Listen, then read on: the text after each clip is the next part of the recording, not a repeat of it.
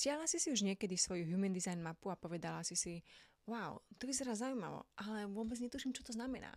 Ak áno, tak si tu správne. V tomto videu ti vysvetlím 5 častí tvojej Human Design mapy, ktoré by mohli byť pre teba najviac užitočnejšie. Ak by si chcela dohlbky spoznať svoju Human Design mapu, tak mám pre teba špeciálnu ponuku, pretože do 24.12. môžeš využiť vianočnú zľavu na základný alebo pokročilý výklad. Linky dám dole do popisu a môžeš si zarezervovať tvoj Human Design výklad ušitý presne tebe na mieru. V prvom rade si poďme povedať, ako si vytvoriť takú Human Design mapu, ak ju ešte náhodou nemáš. Link som dala dole do popisu a na mojej web stránke si môžeš zadarmo stiahnuť tvoju Human Design mapu. Potrebuješ na to tvoj dátum, čas a miesto narodenia. Neboj sa, ak náhodou nevieš ten presný čas tvojho narodenia, tak mám na to zvlášť video, kde som nahrala a rozprávam o tom, čo robiť v prípade, ak nevieš presný čas tvojho narodenia, takže určite si toto pozri. A pre tých z vás, ktorí to vedia, odporúčam určite si stiahnuť svoju mapu, pretože s ňou budeme ďalej spracovať. Takže šup na moju stránku, stiahnite si mapu a kľudne sa sem vráte. Super, ak už teda svoju mapu máš, tak prvé, čo si na tej mape určite pozri, je to, aký máš typ. Môžeš byť manifestor, manifestujúci generátor, reflektor alebo projektor. Tvoj typ ti hovorí o tom, ako prúdi tvoja energia, ako sa vyjadruje tvoja jedinečnosť s ohľadom na tvoj unikátny dizajn tvojej aury. Každý z tých 5 Human Design typov, ktoré som už spomínala, má svoje vlastné dary a talenty. Každý z nich má jedinečnú úlohu v tejto spoločnosti. Napríklad manifestor je tu na to, aby inicioval, aby nám prinášal nové veci, aby otváral dvere ostatným. Naopak generátor, ten reaguje na život, reaguje na to, čo mu život prináša a keď ho niečo baví, tak sa rozžiari. A taký projektor napríklad tu na to, aby viedol a usmerňoval ľudí. Alebo si možno reflektor, ktorý je taktiež zrkadlom spoločnosti. Reflektor v tej spoločnosti, ktorej sa nachádza a cíti sa tam dobre, tak je to tá správna spoločnosť pre ňoho. Takže naozaj každý ten typ je niečím výnimočný, niečím jedinečný. To je začiatok, od toho sa ide teraz všetko odvinúť. Druhým dôležitým bodom v tvojej Human Design mape je tvoja stratégia. Tvoja stratégia sa odvíja od toho, aký si typ v Human Designe. Tvoja stratégia ti hovorí o tom, ako pritiahnuť do života príležitosti, ktoré sú s tebou v súlade a ako interagovať s ostatnými ľuďmi tak, aby si išla s prúdom života a nie proti nemu. Poznať svoju stratégiu a žiť svoju stratégiu ti taktiež pomôže v tom, ako vstupovať do situácií a do vzťahov tak, aby tieto situácie a vzťahy boli v súlade s tebou. Čiže už viac nepotrebuješ tlačiť na pílu, už viac nepotrebuješ robiť veci, ku ktorým máš nejaký ako taký odpor, robíš ich len kvôli tomu, že sa musia, alebo by si sa bála, že ti niečo unikne v živote. Keď začneš žiť svoju stratégiu, tak veci začnú k tebe plynúť jednoduchšie a prirodzenejšie. A potom tu máme tretiu časť a to je tvoja autorita. Tvoja autorita ti hovorí o tom, ako robiť rozhodnutia, ktoré sú v súlade s tebou.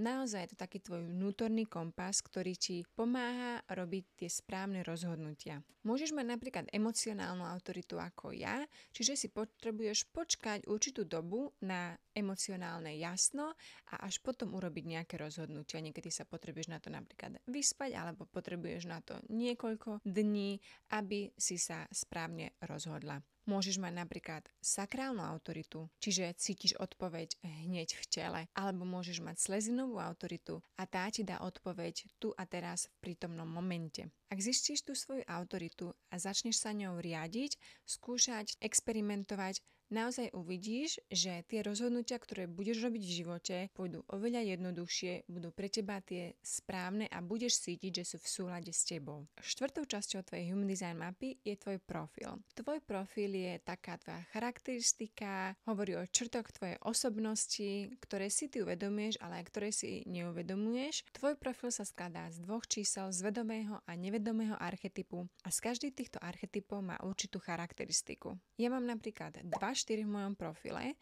a to číslo, ktoré vidíš hneď ako prvé, čiže číslo 2, tak to je tá vedomá časť mojej osobnosti. To je časť osobnosti, o ktorej ja viem, s ktorou sa najviac stotožňujem, ktorá mi je najbližšia, môžem povedať. Tá druhá časť, čiže 4, to je nevedomá časť. A to sú vlastne tie časti tvojej osobnosti, s ktorými sa nemusíš až tak veľmi hneď napríklad stotožniť, keď si o nich prečítaš. Avšak čím sme starší, tak tým viac žijeme aj tú našu našu nevedomú časť. Treba však povedať, že tieto dve čísla žijú v balanse a pomáhajú ti naozaj žiť ten život v harmónii.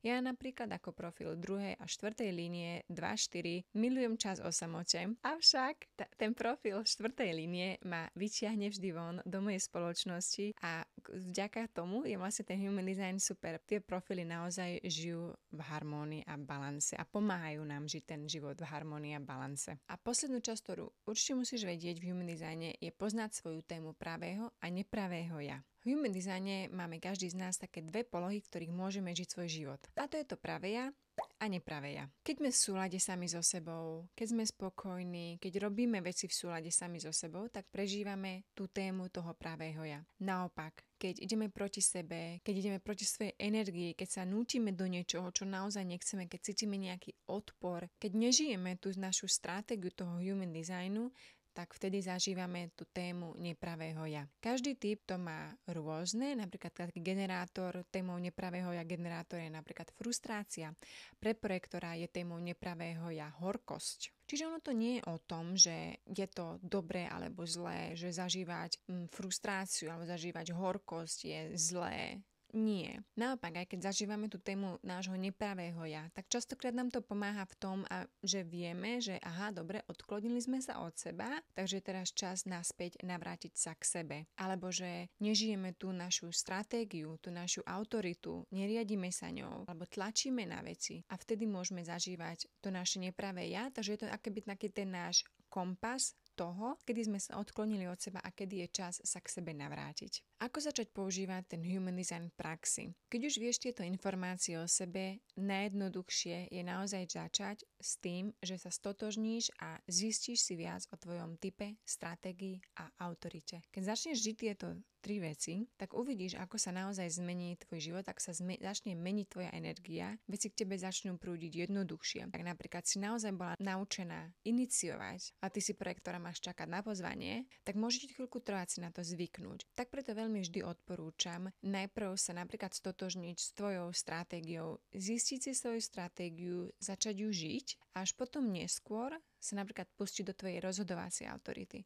Až potom vlastne začať zisťovať, OK, ako mám robiť rozhodnutia cez moju emocionálnu vlnu. Čo to vlastne tá emocionálna vlna znamená? Čo znamená mať sakrálnu autoritu? Ako mi to vie pomôcť v živote? Takže naozaj skúšať, experimentovať. Human design je o experimentovaní. A human design ťa nežiada o to, aby si bola niekým iným, aby si sa stala nejakým úplne iným človekom. Human design ti skôr hovorí o tom, aby si sa navrátila k sebe a pomáha ti rozpamätať sa, kto naozaj si, kto si vlastne stále bola, len si niekde na tej ceste životom sa strátila alebo si proste vybočila z tej tvojej cesty len kvôli tomu, aby si sa prispôsobila okolnostiam, aby si sa prispôsobila životu a začala si pomaly strácať samu seba. Takže human design ti pomôže v tom, aby si sa navrátila sama k sebe, aby si mohla žiť ten život v radosti a šťastí. Ďakujem, že si bola tu so mnou až do konca videa a ak si prišla sem, tak mi daj do komentára tvoje obľúbené ružové emoji. A keďže sa už blíži koniec roka a čaká nás nastavenie si svojich snov a cieľov na rok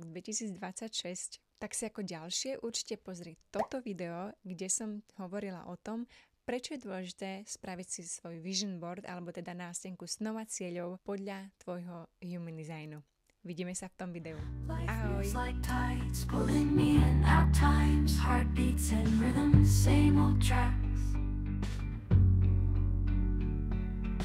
Sunrises bring me